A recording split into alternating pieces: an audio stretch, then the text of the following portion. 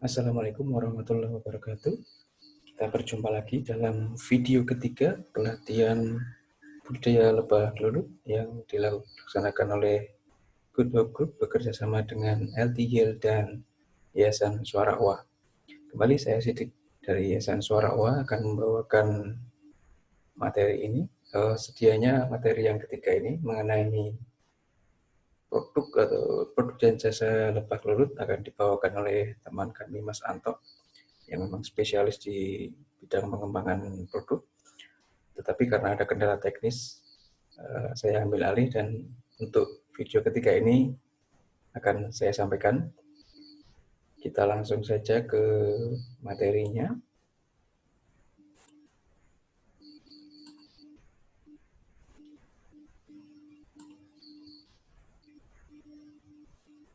Mengenai pemanfaatan produk dan jasa lebah, dalam hal ini adalah lebah gelulut. Untuk tujuan dari pembelajaran ini, yang pertama mengenal beberapa produk dari lebah gelulut maupun jasa yang nanti bisa kita manfaatkan dari lebah gelulut. Kemudian mengetahui cara pemanenan, cara pemanfaatan produk dan cara pemasarannya. Dan yang terakhir, kita akan belajar bagaimana cara mengoptimalkan produktivitas dari lebah yang kita pelihara. Mengenai produk dan jasa lebah, sebenarnya ada cukup banyak ya, tapi kita ambil yang memang cukup umum di Indonesia. Yang pertama madu, ini sudah sangat umum. Roti lebah atau bibrit, ini hasil fermentasi dari polen yang kemudian diproses dan diolah bisa menjadi produk juga. Kemudian ini propolis, ini propolis mentah ya, masih raw, jadi nanti butuh diproses untuk bisa menjadi produk. Kemudian bibit atau koloni, nukleus koloni, ini bibit, kita bisa jualan bibit lebah dari hasil budidaya. Nah, yang 4 ini adalah produk. Sementara yang terakhir ini adalah jasa. Kita bisa memanfaatkan jasa lebah yaitu sebagai serangga penyerbuk.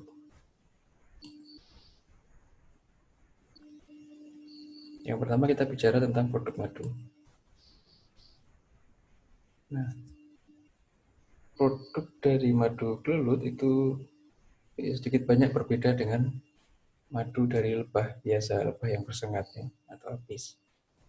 Yang pertama, karakternya itu dia encer. Kadar airnya cukup tinggi, kadang bisa mencapai 30%. Kalau yang terbaru, SNI 2018, itu mensyaratkan 27%. Kemudian yang kedua, karakternya itu asam. Jadi jangan dibayangkan madu gelulut itu manis. Rata-rata sebagian besar rasanya asam atau setidaknya ada sedikit rasa asam di madu tersebut. Nah, rasa asam itu disebabkan oleh adanya fermentasi dan memang inilah karakter khas dari madu gelulut. Proses pembentukan madu gelulut itu sendiri memang melibatkan fermentasi yang dibantu oleh mikroorganisme. Agak berbeda dengan lebah bersengat, memang proses fermentasi itu terjadi baik masih di dalam sarang maupun ketika sudah dipanen. Kemudian aromanya juga spesifik ya. Selain asam, ada aroma spesifik itu dipengaruhi oleh kantongnya atau pot madunya yang terbuat dari resin tadi. Kemudian rata-rata untuk madu gelulut itu terbentuk dia dari banyak sumber nektar, atau istilahnya lebah gelulut itu generalis. Dia tidak memilih satu jenis tanaman tertentu, tapi cenderung mengambil dari banyak jenis tanaman. Jadi kalau di madu apis, terutama di peternakan apis mellifera, akan kita temukan misalnya madu rambutan atau madu durian, madu randu misalnya. Nah, di gelulut tidak, kita akan menemukan madu dengan sumber yang banyak. Kemudian karena kadar air yang tinggi tadi, ini menyebabkan madu gelut mudah terfermentasi. Fermentasi memang bagian dari proses alamiah, tetapi kalau terlalu berlebihan memang kemudian dampaknya juga kurang baik untuk madu, misalnya rasanya menjadi sangat asam atau aromanya menjadi tidak lagi enak gitu ya. Kemudian memang secara alamiah juga untuk lebah gelut biasanya mereka mengembangkan ini yang namanya zat antimikrobial.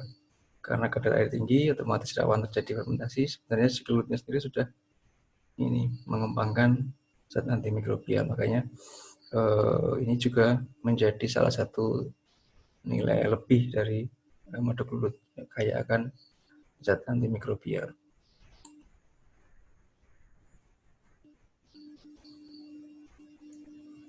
Nah, untuk pemanenan sebenarnya cukup mudah ya.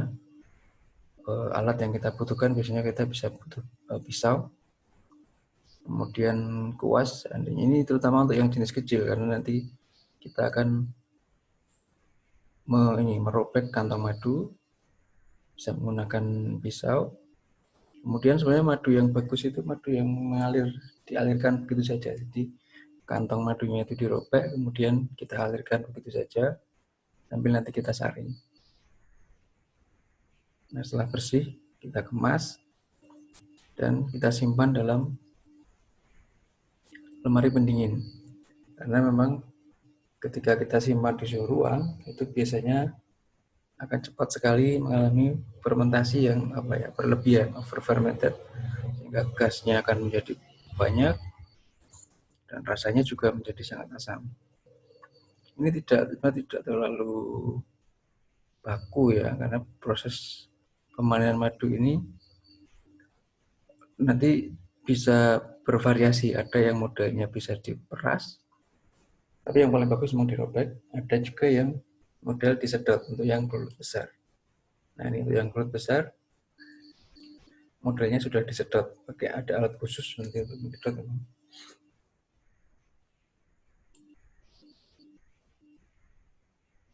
Nah, ini madu yang paling baik ya madu yang baru saja dipanen, jadi tidak perlu disimpan lama. Sebaiknya memang segera dikonsumsi ya, dan tidak diolah dengan cara apapun. Artinya ini raw, mentah ya, raw honey.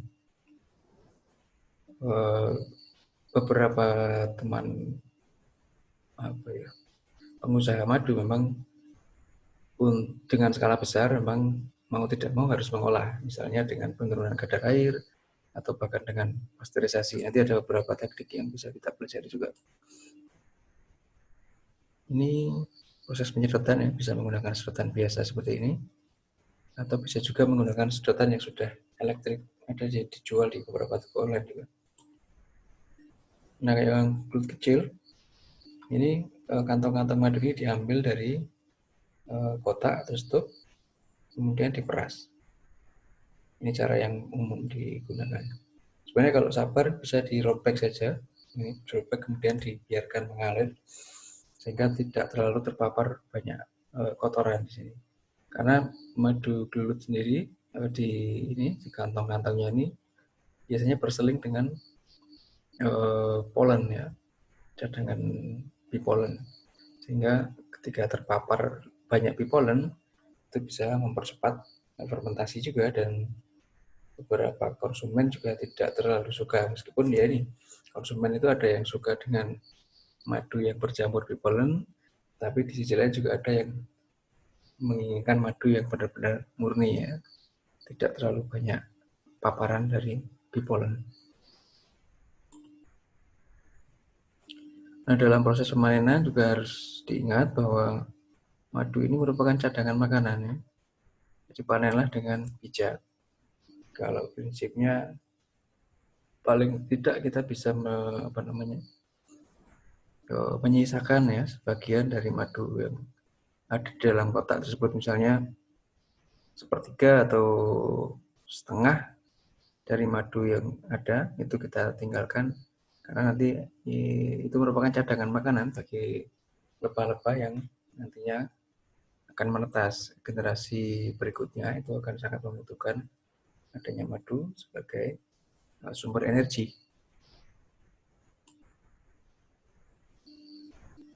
Nah ini setelah kita panen, memang secara karakteristik dari telur sendiri, dia akan mudah terfermentasi, sehingga akan keluar cukup banyak gas di situ. Nah kalau kita biarkan, kadang bisa sampai botol ini pecah karena terlalu banyak gas. Nah beberapa metode untuk pengelolaan pasca panen. Pertama difermentasi, memang sengaja diteruskan ya. Nah ini biasanya dengan cara sering membuka botol. Sehari sekali misalnya kita buka sedikit, nanti akan keluar gasnya sampai gasnya itu benar-benar sudah tidak keluar lagi. Cuman resikonya memang ketika difermentasi lanjut itu rasanya akan jauh lebih asam. Semakin asam, aromanya juga bisa jadi akan berubah ya. Kemudian yang kedua, dikurangi kadar air. Misalnya dengan alat dehumidifier. Cuman pastinya juga butuh modal. Kalau kita produksinya tidak banyak, untuk membeli alat dehumidifier ini juga kiranya juga tidak ekonomis gitu ya. Kemudian yang ketiga, dipasteurisasi atau dipanaskan ini dengan suhu tertentu.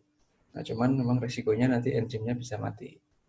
Jika manfaat dari madu yang harusnya memang dari enzim ini kemudian bisa berkurang gitu ya.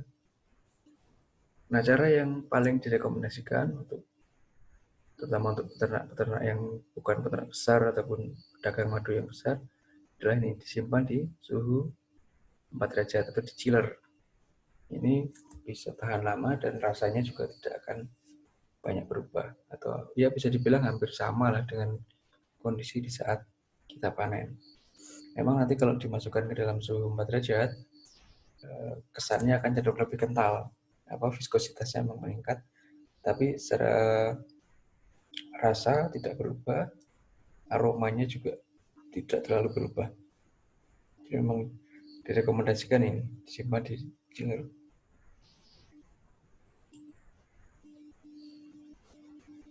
Kemudian untuk produk legalitas dari madu yang kita jual ini bisa menggunakan PIRT ya.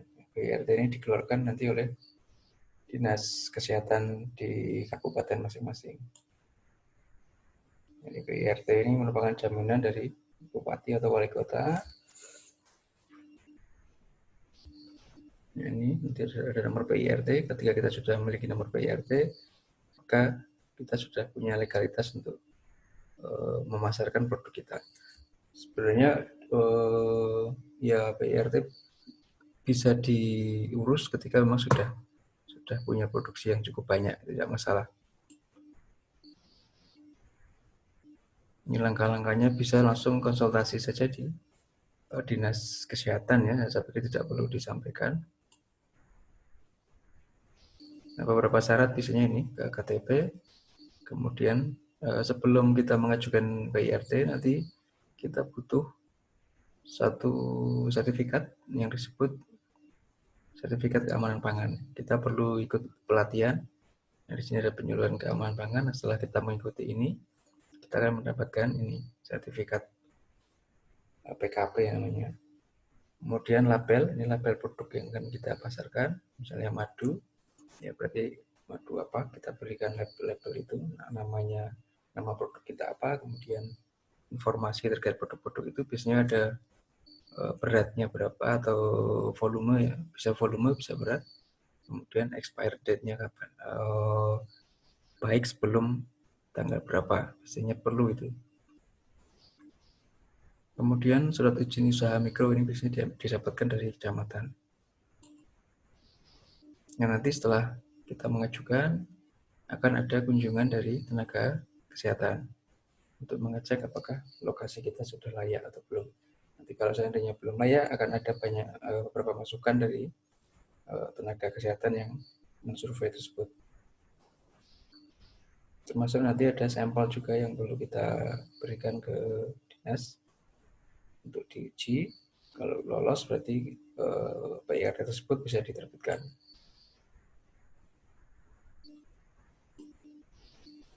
Nah, ini beberapa peluang ya dasar kita yang cukup kuat untuk bersemangat dalam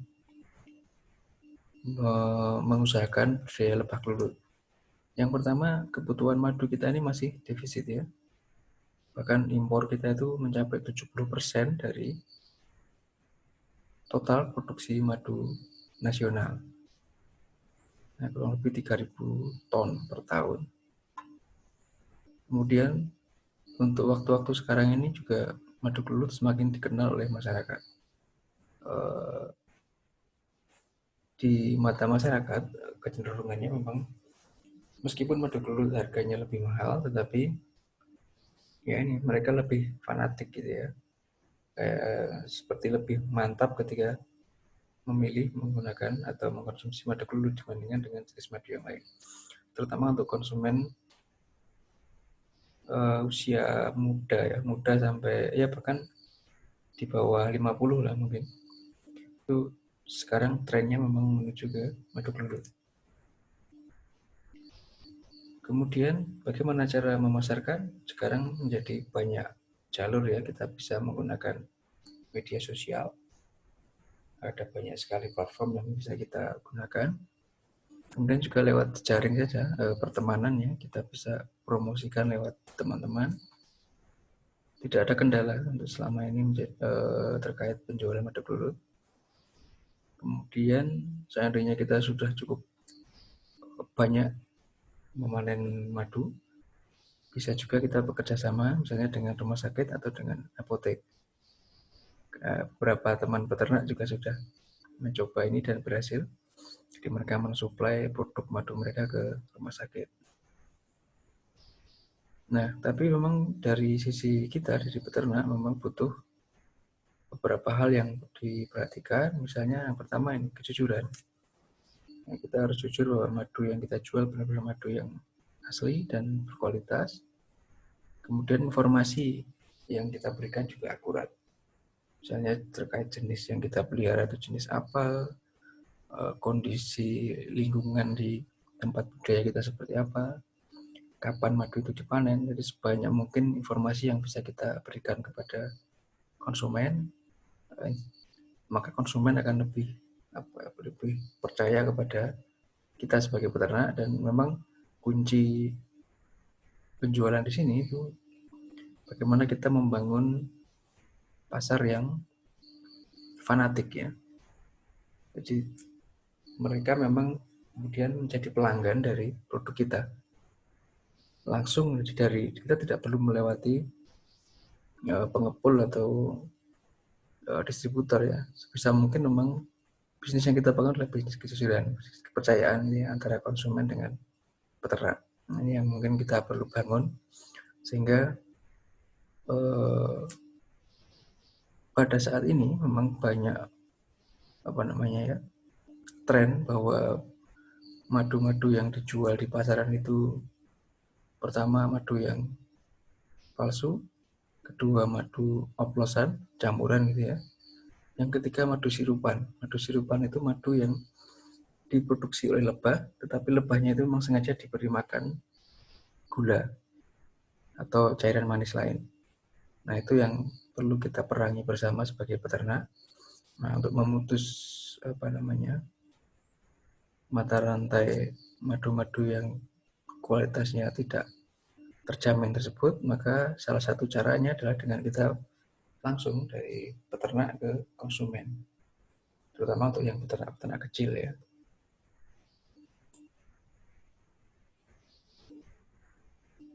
Yang kedua, bee pollen atau bee bread, roti lebah. Nah, bee pollen itu sebenarnya makanan dari lebah. Dia diambil dari serbuk sari, cuman memang sudah mengalami proses fermentasi, disimpan di dalam pot-pot, biasanya berselang-seling dengan pot madu.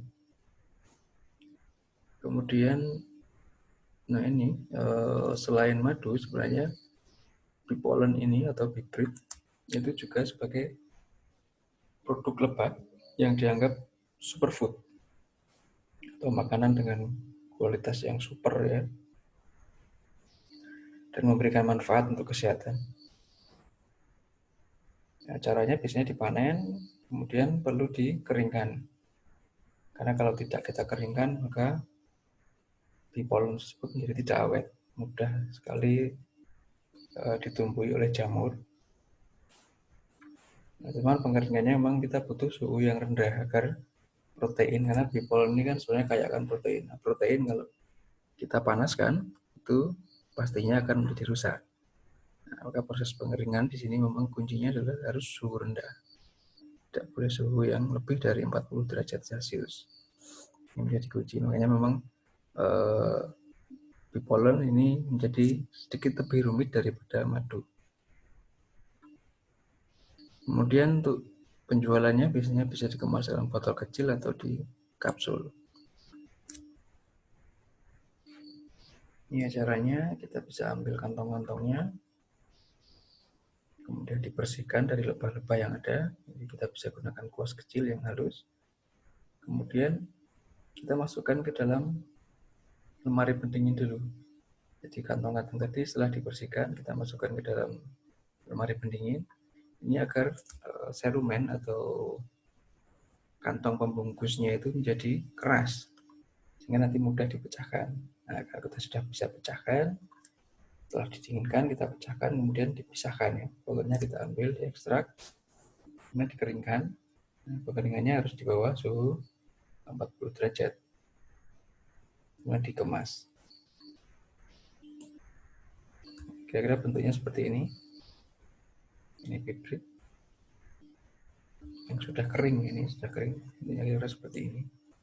Yang bisa dikemas bisa dengan botol seperti ini atau dengan kapsul. Kemudian yang ketiga, produk yang ketiga adalah propolis. Nah, propolis pada umumnya kalau untuk yang biasa dijual di pasaran itu diekstrak dari material pot madu, khusus untuk yang lebah kelut. Karena sebenarnya propolis dari lebah apis pun juga ada. Itu biasanya diambil dari apa namanya ya? Ada perekat khusus yang memang dibuat oleh lebah, cuman memang dari sisi kuantitas atau jumlahnya memang tidak sebanyak di lebah kelut. Makanya untuk sumber propolis untuk saat ini lebih banyak diekstrak dari material pot madu atau serumen dari lebah kelut. Nah, proses ekstraksinya memang tidak bisa dilakukan dengan apa istilahnya cara yang cukup sederhana ya, karena agak rumit menggunakan teknik maserasi. Nah, ini cukup mahal. Etanol ini untuk maserasi ini cukup mahal. Sebenarnya teknologinya tidak terlalu rumit ya, tetapi memang membutuhkan biaya produksi yang cukup mahal. Kemudian yang agak susah itu adalah memenuhi standar produksi yang sesuai dengan standar BPOM, karena memang untuk propolis itu nanti masuknya ke obat tradisional, jadi harus ada izin dari BPOM. Nah, ini agak susah memang di situ, makanya untuk propolis saat ini memang hanya bisa dilakukan melalui industri ya. Skalanya adalah skala industri dan sudah harus memenuhi standar dari BPOM.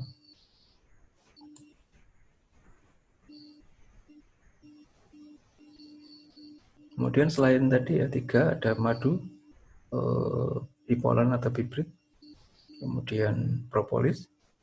Oh ya, untuk propolis, meskipun kita tidak bisa memproduksi sendiri atau mengekstrak sendiri, tetapi ada beberapa produsen propolis yang membutuhkan propolis mentah dari peternak. Nah, nanti skemanya bisa kerjasama dengan beberapa produsen tersebut, kita menyediakan propolis mentah dan tentunya sesuai dengan spesifikasi yang diinginkan oleh produsen. Dan kalau kita bisa memenuhi spesifikasi tersebut, maka kita bisa menjadi supplier dari pabrik-pabrik propolis yang sudah ada. Kemudian selain 3 tadi, kita juga bisa menjual bibit dari hasil perbanyakan koloni. Kita sudah punya banyak lebah kelut, kita bisa perbanyak, kemudian hasil perbanyakan koloni ini bisa kita jual. Harganya cukup lumayan ya. Harga mungkin berbeda-beda di tiap tempat. Misalnya di Jawa, kalau di Jawa untuk yang lebah kecil yang Levisep itu bisa mencapai 150.000 atau tidaknya 100.000. Kemudian kalau yang jenis besar, yang hitam misalnya itu sudah di atas 500.000. Kalau di Kalimantan, di Sumatera mungkin bisa lebih mulai dari itu, tapi saya kira kalau kita di Kalimantan dan Sumatera kelebihannya lebih, kita bisa lebih mudah dalam proses perbanyakan koloni karena dari sisi klimatiknya, dari lingkungannya memang lebih mendukung, sehingga saya kira untuk farm yang mengkhususkan diri sebagai produsen koloni itu bisa lebih optimal ketika dilakukan di Sumatera, Kalimantan, atau di sekitar garis khatulistiwa ya, di sekitar kawasan yang memang pusatnya populasi kelulut ya. Nah, kemudian selain produk-produk tadi ada juga jasa penyerbukan. Memang kita belum bisa dijual yang di Indonesia. Kalau di negara-negara maju ini sudah ada jasa penyerbukan yang memang berbayar. Kita membawa kita membawa koloni lebah ke lahan-lahan pertanian atau perkebunan, kita dibayar dari pemilik kebun atau pemilik ladang tersebut membayar peternak lebah. Tapi kalau di Indonesia kayaknya saya belum pernah mendengar. Tapi setidaknya dari jasa penyerbukan ini bisa kita manfaatkan sendiri. Nah, beberapa tanaman misalnya di sini ada kopi, ada alpukat, ya buah-buahan terutama ya, kemudian sayur mayur, ada cabai, tomat, itu sangat terbantu dengan adanya lebah kelulut. Manfaatnya nanti ketika kita bisa mengaplikasikan serangga penyerbu ini, yang pertama dari kuantitas produksinya bisa meningkat ya. Misalnya biasanya 1 ton, nanti bisa meningkat menjadi 1,5 ton. Kemudian selain kuantitas juga kualitas. Misalnya buahnya bisa lebih besar, kemudian atau cacat buahnya bisa berkurang. Misalnya di kopi saja, itu produktivitas bisa lebih meningkat sebanyak, kalau tidak salah sepertiganya ya, jadi sepertiga bagian itu peningkatannya. Kemudian cacat buahnya juga berkurang. Kemudian massa atau bobotnya ya, beratnya juga bisa lebih meningkat lagi.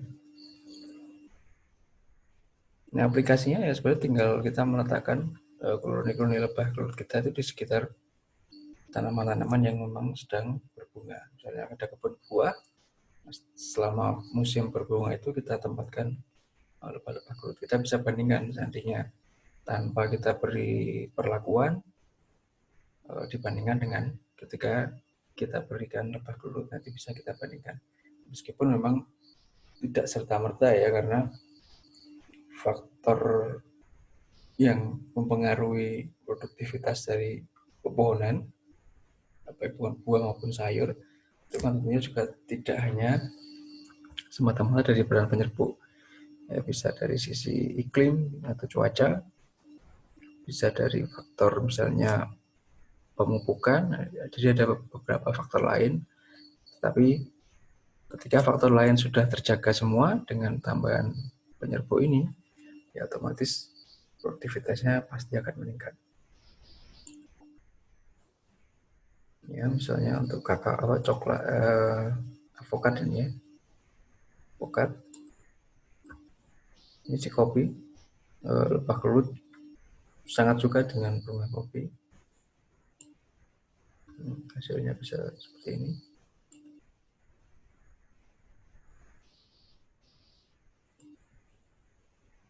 Ya, jadi kita bicara manis-manisnya ya, pada produk, ada jasa, tetapi ternyata lebah kelulut yang punya banyak manfaat ini juga mendapatkan ancaman. Kalau kita tidak bergerak untuk berkontribusi dalam konservasinya, nah bisa suatu saat lebah belut ini habis ya, punah di alam. Misalnya adanya ini alih fungsi lahan, terus hilangnya hutan, ini juga sangat mengancam karena hutan itu adalah habitat dari lebah belut. Kalau hutannya habis, ya otomatis belutnya tidak punya lagi tempat untuk tinggal. Kemudian yang kedua, nah ini maraknya perburuan. Karena memang tren budaya gelut, maka orang dan berlomba-lomba untuk memburu gelut di hutan. Nah, ini ancaman, di satu sisi menjadi ancaman. Nah, solusinya gimana ya? Kita butuh farm yang memang mengkhususkan diri untuk produksi koloni. Jadi permintaan lebah belut, bibit lebah belut untuk dipelihara itu nanti bisa dipenuhi atau setidaknya ada sumber dari farm, dari memang yang sudah dibudaya, bukan semata-mata semuanya dari perburuan. Kemudian penurunan kualitas lingkungan.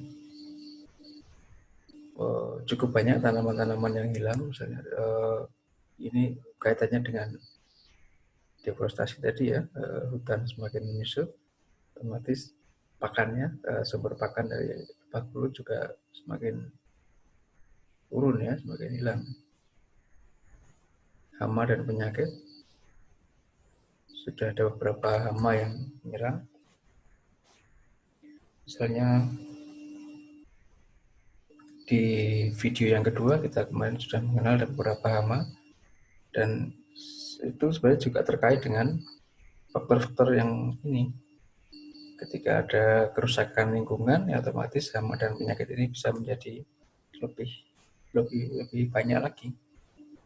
Karena mereka juga sama-sama kehilangan habitat, akhirnya saling menyerang lah, istilahnya seperti itu. Kemudian kita masyarakat Indonesia juga masih kurang sadar ya tentang peran penting dari lebah. Dalam hal ini lebah belut, baik dari sisi manfaat sebagai serangga penyerbuk maupun manfaat ekonominya. Jadi belum banyak sebenarnya yang benar-benar memahami. Misalnya dari kalangan peternak sendiri juga belum semuanya paham bahwa kita dianjurkan untuk tidak semata-mata berburu, tapi kemudian mengupayakan proses perbanyakan koloni. Kemudian masih cukup banyak juga peternak gelut yang memobilisasi ya koloni dari satu pulau ke pulau yang lain, yang itu sebenarnya juga berisiko. Di kalangan peternak sendiri sebenarnya masih agak perlu diedukasi lagi ya terkait dengan aspek-aspek konservasi dari lebah belut sendiri. Kemudian ada lagi juga misalnya penggunaan pestisida itu ya, itu juga sangat mengancam karena lebah itu salah satu serangga yang cukup sensitif dengan bahan kimia, sehingga ketika ada paparan bahan kimia itu juga berisiko untuk semakin memusnahkan koloni-koloni yang ada di alam. Nah, karena manfaatnya yang begitu besar, tetapi juga di sisi lain ada ancaman, ya kita harus bertekad, berupaya bagaimana caranya lebah harus lestari. Nah, konservasi lebah bagi kami, ya pemanfaatannya ini menjadi penting. Selain pelestarian, kita juga harus memanfaatkan. Karena kalau kita sudah bisa memanfaatkan, otomatis kita akan mencintai dan melestarikan. Maka solusinya di sini ya kita tawarkan budidaya. Dengan budidaya, tetapi tentunya juga ada kaidah-kaidah yang perlu dipenuhi agar budidaya ini juga tidak justru menjadi bumerang dalam yang mengancam lebah belut itu sendiri. Ada kaidah-kaidah. Misalnya bagaimana caranya kita bisa memperbanyak sendiri koloni, bukan semata-mata melalui perburuan. Kita mengambil terus-menerus dari alam. Cara yang tidak tepat. Ini misalnya untuk budidaya lebah, bagaimana kita kemudian dari budidaya ini bisa melestarikan ya, sekaligus melestarikan lebah. Prinsipnya yang pertama, kita memberikan rumah bagi lebah. Karena ada ancaman tadi ya, penurunan kualitas lingkungan, kemudian deforestasi yang menyebabkan hilangnya habitat, pohon-pohon yang besar yang banyak lubang-lubang untuk tempat bersarang itu sudah hilang, maka kita sediakan alternatif lainnya. Kita berikan rumah untuk lebah yang biasanya mereka bersarang di pohon-pohon. Kalau pohon sudah tidak ada, kita ganti menggunakan kotak budidaya. Dan memperbanyak tadi ya, itu prinsip yang sangat penting juga. Kita tidak terus-menerus berburu, ini selalu saya tekankan. Kemudian memperkaya vegetasi sebagai sumber pakan, ini juga menjadi kunci penting. Di sisi ekonomi juga, kalau kita mau mendapatkan madu yang melimpah, ya otomatis kita harus memperkaya ini sumber pakan. Nah, di sisi lain, sumber pakan ini juga bagus untuk konservasi. Jadi ada dua sisi manfaat di sini. Kemudian melalui meliponikultur atau budidaya lebah kulur, kita kemudian meningkatkan perekonomian masyarakat, sehingga mereka tidak lagi, masyarakat terutama yang di sekitar kawasan hutan, tidak perlu susah payah mengeksploitasi hutan secara berlebihan karena sudah mendapatkan manfaat ekonomi dari lebah kulut ini. Karena kalau ditekuni sebenarnya manfaat ekonominya juga cukup signifikan ya bagi masyarakat terutama yang ada di sekitar kawasan hutan. Kemudian selain ini tadi beberapa hal tadi, jasa selain produk ya, jasa itu juga perlu dioptimalkan. Bagaimana kita mengkombinasikan budidaya lebah kulut dengan tanaman-tanaman lain, misalnya tanaman buah, tanaman sayur, sehingga pemasukan dari sisi ekonomi juga tidak semata-mata dari lebah ya, dari jualan madu misalnya, tetapi juga kita bisa mendapatkan hasil atau manfaat dari jual produk lain, buah-buahan, sayur, atau tanaman hasil-hasil pangan lain yang memang juga mendapatkan jasa penyerbukan dari lebah itu sendiri. Kemudian di beberapa tempat yang kami dampingi untuk pengembangan lebah kelut, kami biasanya mencoba untuk membuat kesepakatan dengan masyarakat.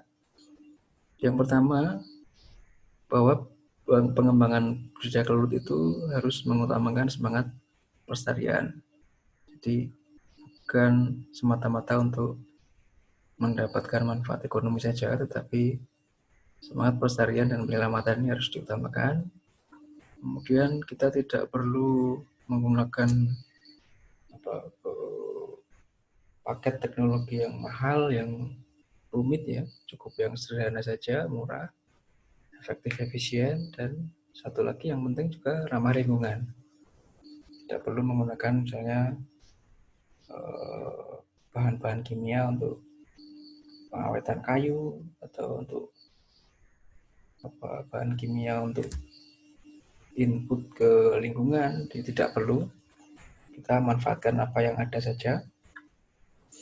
Kemudian, nah produk dan jasa ini, misalnya madu, itu harus dimanfaatkan dengan lestari ya, dengan memperhitungkan bahwa madu itu adalah produk yang kita panen, tetapi sekaligus sebagai makanan bagi si lebah. Artinya kita panennya harus dengan bijak, itu kuncinya. Kemudian untuk yang awalan ya, misalnya kita sudah mulai membudidayakan lebah kelut, maka pemanfaatan madu dan produk-produk lain seperti polen, propolis kalau nanti memungkinkan, itu lebih ke pemenuhan gizi keluarga sebelum dijual ya. Nah, setelah ini tercukupi gizi keluarga untuk kebutuhan keluarga sudah terpenuhi, baru kita jual. Karena di kalangan pelaku perlebahan, khususnya di Asosiasi Perlebahan Indonesia, ya, di beberapa tahun terakhir ini memang fokus di pemanfaatan madu itu untuk mengantisipasi adanya stunting ya, atau kekurangan gizi pada keluarga. Jadi kita memang ikut juga berpartisipasi mendorong pemanfaatan madu itu khususnya untuk pemenuhan gizi keluarga. Baru ketika sudah itu cukup, baru silakan dijual. Kemudian yang terakhir, kita mendorong budidaya lebah belut itu terintegrasi dengan pengelolaan lahan.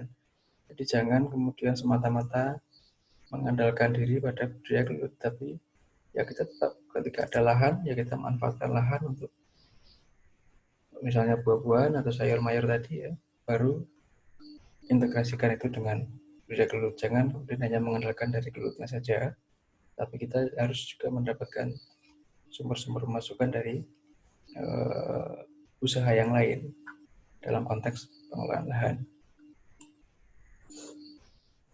Ya, ini biasanya kita dorong dulu di masyarakat-masyarakat yang dekat dengan hutan ataupun di daerah pedesaan ya. Ini di agroforest, misalnya ada kelapa, kemudian di bawahnya ada banyak jenis tanaman lain atau kebun campur. Ini salah satu lahan yang sangat cocok atau ideal ketika dikombinasikan dengan budidaya gelut. Ya, kiranya itu saja untuk materi yang ketiga. Ya, tentunya dari video 1, 2, dan 3 ini pasti banyak menimbulkan pertanyaan-pertanyaan. Kemudian ada banyak hal yang masih cukup membingungkan. Itu kita jadikan bahan nanti di sesi webinarnya akan kita buka sebagai bahan untuk diskusi, sehingga pada sesi diskusi nanti beberapa hal yang masih butuh diperjelas bisa kita perjelas. Seandainya ada pengalaman-pengalaman lain juga kita bisa bagikan di sesi webinarnya nanti. Kiranya itu saja dari saya untuk materi yang ketiga sudah disampaikan. Semoga bisa memberikan gambaran terkait produk-produk apa saja yang dihasilkan oleh gelut maupun jasa dari lebah yang bisa kita manfaatkan. Dari saya cukupkan sekian. Seandainya banyak kata-kata yang kurang berkenan dan kekurangan, saya mohon maaf yang sebesar-besarnya.